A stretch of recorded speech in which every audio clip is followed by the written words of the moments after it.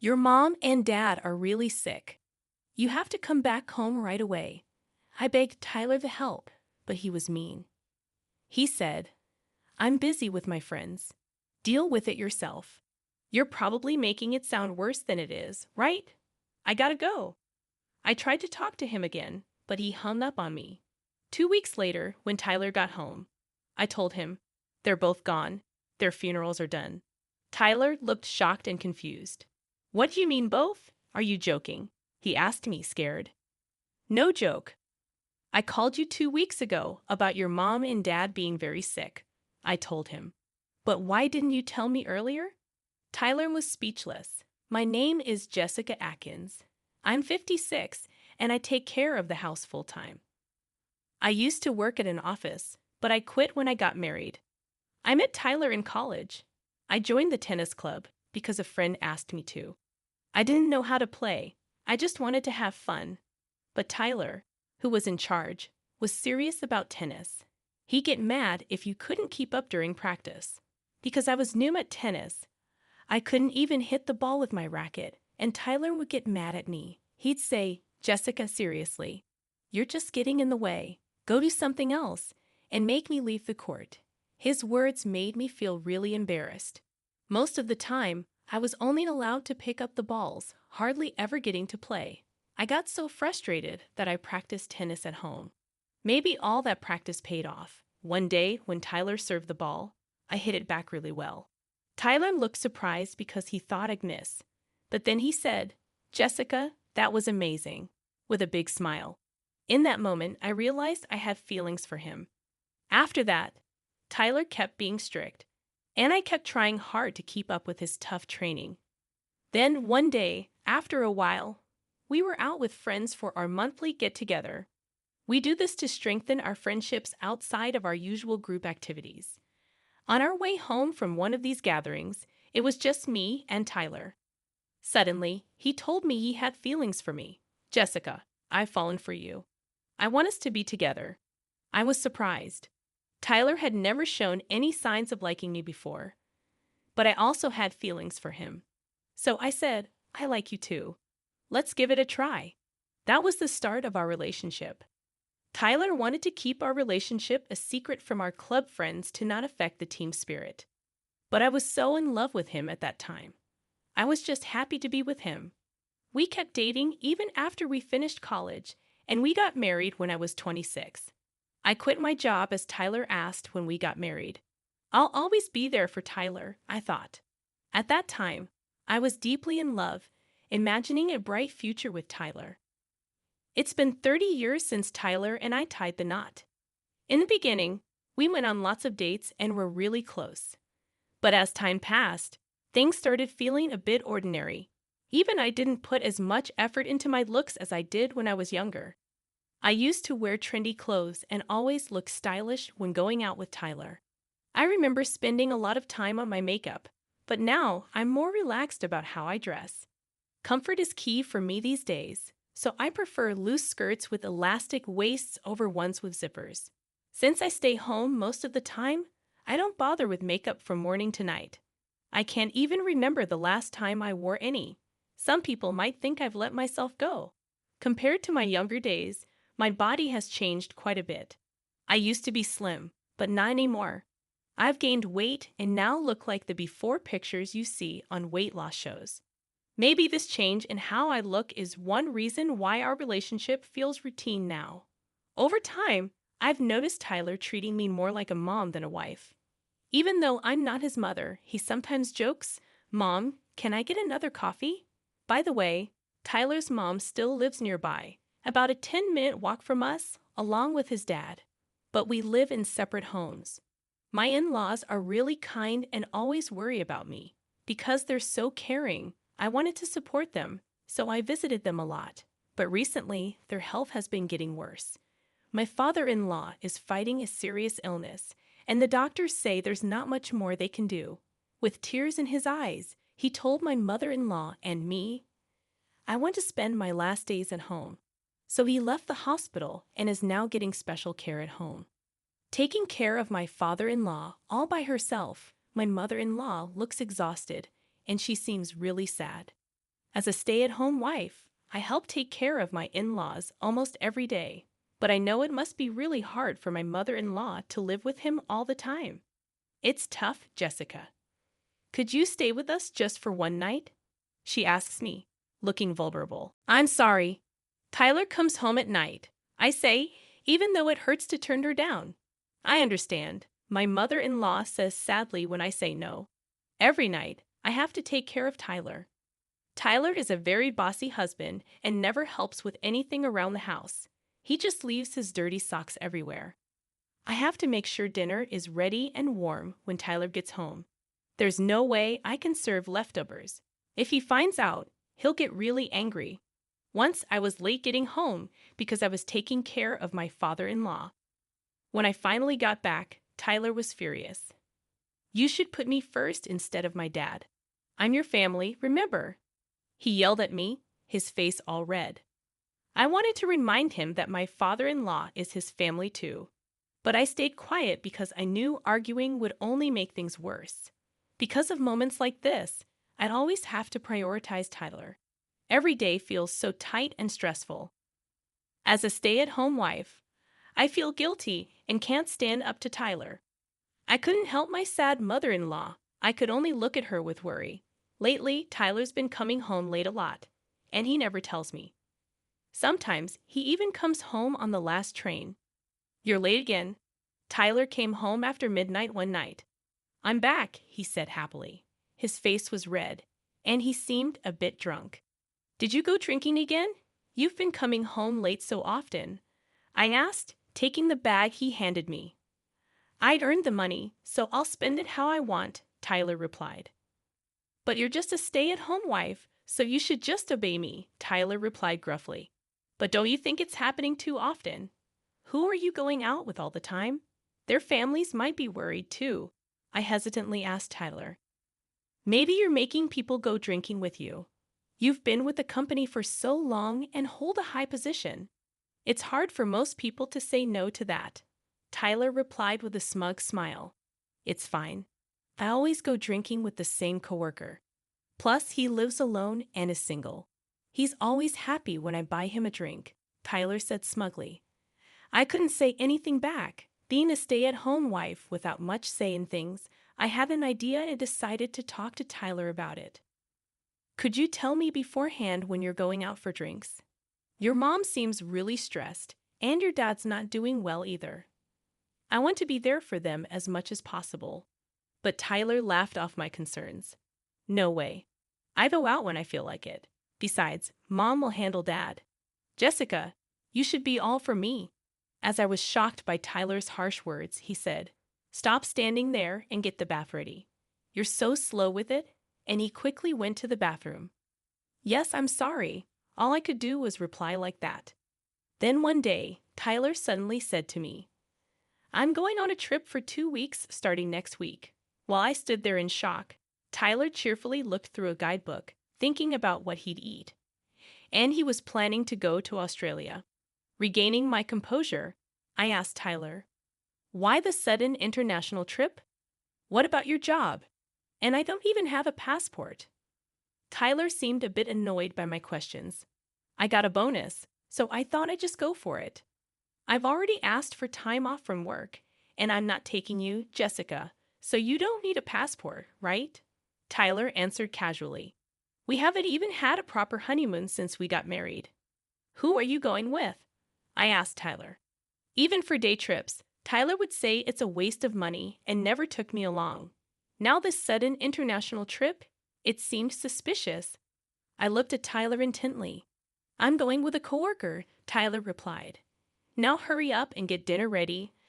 I realized it would be hard to question him further. Tyler probably wouldn't answer me if I kept asking, and he might even get angry. Though I felt frustrated, I reluctantly started preparing dinner. And on that day, Tyler set off for his trip early in the morning. But by noon, I found myself desperately calling him. What do you want? I'm about to board a plane for an international trip. Can't you see I'm busy? Tyler snapped at me as soon as he answered. My in-laws are in critical condition. Please, can't you cancel your trip and come home immediately? I pleaded desperately with Tyler. If he hadn't boarded the plane yet, there was still time, or so I thought. But Tyler's response was harsh. I'm on vacation with my colleague. Deal with it on your own. You're probably making it sound worse than it is. I'm busy. Gotta go now? Bye. Wait a second. I tried to reach out to Tyler, but he hung up on me anyway. No matter how many times I called back, he didn't answer. You'll regret this, I muttered to myself. 2 weeks later, I'm back. Tyler came in cheerfully, carrying a big suitcase. I went up to Tyler, feeling angry and upset, and said, "Both their funerals are over." What? Tyler looked confused, like he didn't understand. What do you mean by both their funerals? Are you playing some kind of sick joke? Tyler panicked, questioning me. I sighed deeply at Tyler's reaction. It's not a joke. Don't you remember? I called you 2 weeks ago, telling you your parents were really sick. I reminded Tyler. But why so suddenly? Tyler trailed off, unable to find the words, and I found myself sitting on the floor. When I went to see your parents, they both had collapsed and looked really pale. I called an ambulance in a panic, but the doctor said they were both in critical condition. Your dad needed care for a while, and your mom hadn't been well lately. It was just a series of unfortunate events. I explained to Tyler, feeling detached as I recounted what had happened leading up to my in-laws' critical condition. I'm heartbroken that my in-laws ended up like this. I was at their house almost every day and still couldn't save them in time. To this day, I regret not going there sooner. But right now, I'm just so angry at Tyler. My in-laws are his real parents, yet Tyler chose himself over them until the very end. No matter how much I begged, Tyler always put himself first. Remembering the tired look on my mother-in-law's face just makes me even angrier at Tyler. I said to Tyler, who remained silent with a grim expression. He probably can't accept what happened. I decided to confront Tyler further. It's your fault, isn't it? Choosing a trip with your colleague over your own parents. Did you have a good time on your vacation? I asked Tyler, trying to hide my anger with a sly smile. But Tyler just stayed silent. So I decided to poke a little further. Well, I guess going on a trip with your lover is fun, right? But 2 weeks seems a bit long. When I said that, Tyler, almost resigned, started to speak. You knew? Yeah, I've been seeing Baker from work. She's over 10 years younger than you, and she's been comforting me. It was clear that Tyler was indeed having an affair. His recent late nights were probably because of this Baker. As I remained silent, Tyler, thinking I had accepted his confession, continued to talk. Baker is nothing like you. She's slim, beautiful, and she has a job. You don't compare to her. Tyler was obviously proud of himself. Not bothered at all. I responded casually. He seemed to forget that he had asked me to become a stay-at-home wife after we got married. Then, as if he had an idea, Tyler made a suggestion. Exactly. Now that my parents are gone and there's no one to object, we can get a divorce and I can live here with Baker. So, leave right now. I was shocked by Tyler's words. Until now, I have been a stay-at-home wife, always going along with whatever Tyler said. I didn't have a steady income of my own, and part of me lacked the confidence to move out and support myself. But after seeing Tyler prioritize a trip with his mistress over his critically ill parents, I didn't want to stay with him anymore. Fine, I'll leave right now. Goodbye, and with that, I packed a few essentials and left the house. A week later, I found myself staying at a budget motel. My husband Tyler called my cell phone. Hello? As soon as I picked up, Tyler spoke up. I can't find the checkbook at home. He sounded really panicked. But I left all the statements under Tyler's name at the house. That includes the bank book where Tyler's salary is deposited. The only checkbook I took is in my name. Did you check properly? As soon as I said that, Tyler shouted, It's the checkbook in your name.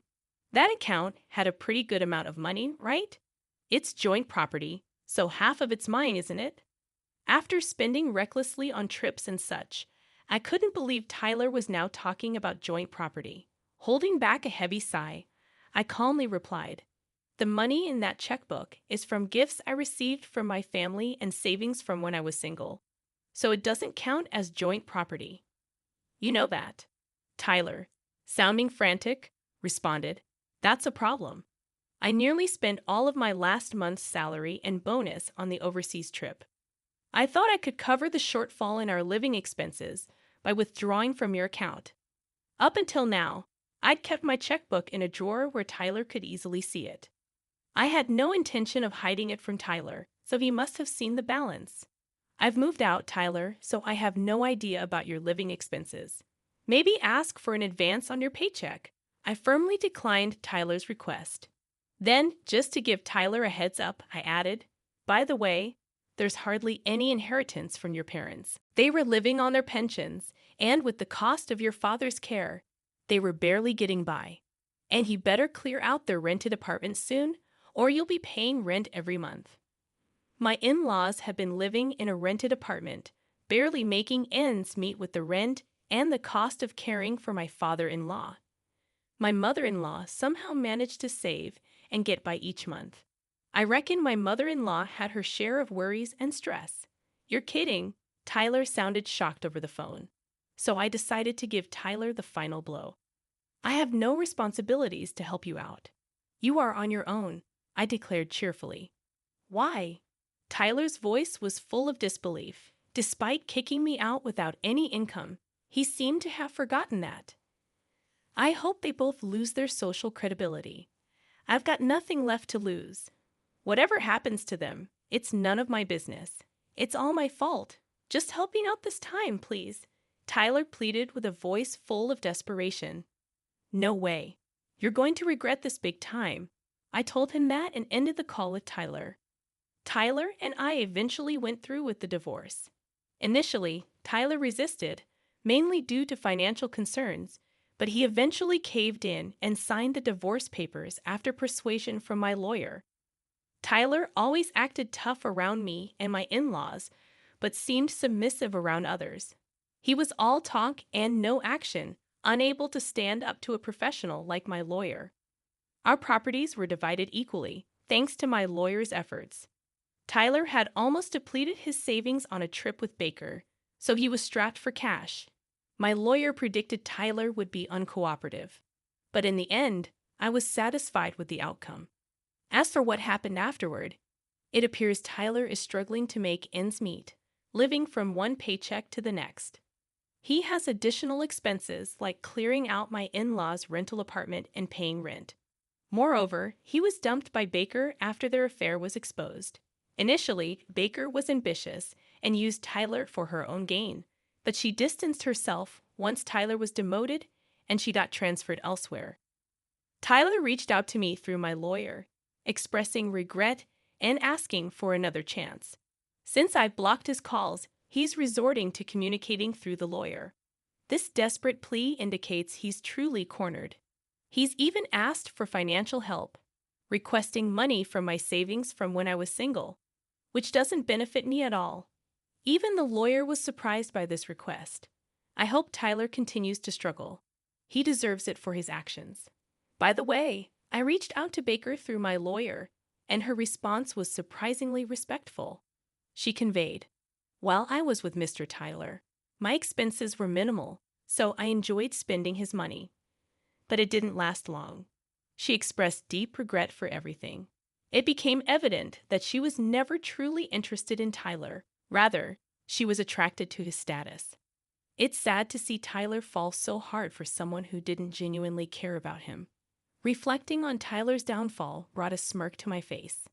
Since then, I've decided to rejoin the workforce. Can you believe it? I took up a part-time job at a convenience store.